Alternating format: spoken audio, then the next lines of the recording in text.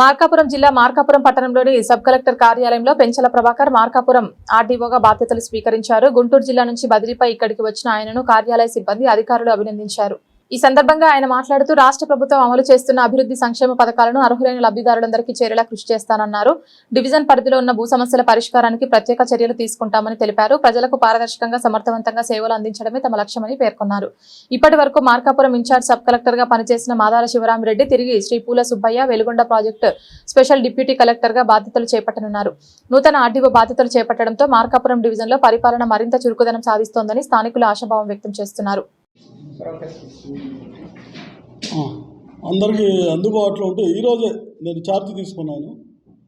ఆర్డీఓగా మార్కాపురం కొత్త జిల్లా మార్కాపురం ఆర్డీఓగా ఇవాళ ఛార్జ్ తీసుకున్నాను.